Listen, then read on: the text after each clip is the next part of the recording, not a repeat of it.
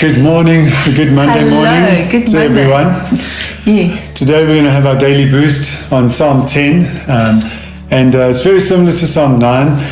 Just a question before we start. Have you ever complained about people getting away with things that they shouldn't get away with? Yes, I have. I have to confess I have. Definitely.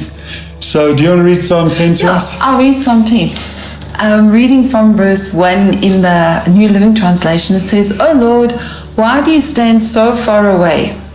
Why do you hide when I am in trouble? The wicked arrogantly hunt down the poor.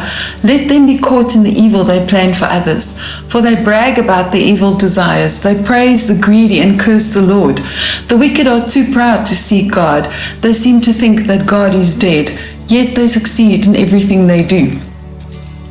And yes, we do. We wonder why people do things for self-gain and then they seem to prosper. People who don't consider God sometimes have such a good life. Yeah, it seems like everything's working out for them. Yeah. And sometimes we look like we're struggling and they look like looks like they're just doing so well. Well, listen to what the Bible goes on to say. It says, "Like lions crouched in hiding, they wait to pounce on the helpless. Like hunters, they capture the helpless and drag them away in nets. Their helpless victims are crushed. They fall beneath the strength of the wicked. The wicked think God isn't watching us. He has closed his eyes and won't even see what we do." The Bible speaks about the helpless. Do you know that we are not helpless? We are not hopeless.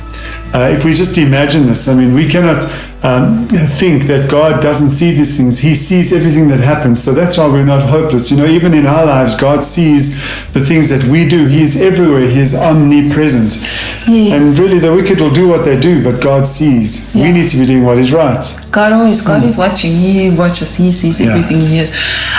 So the psalmist is getting impatient, like many of us do when we see evil people who prosper. And then he says in verse 12, he says, "Arise, O Lord, punish the wicked, O God. Do not ignore the helpless. Why do the wicked get away with despising God? They think God will never call us to account."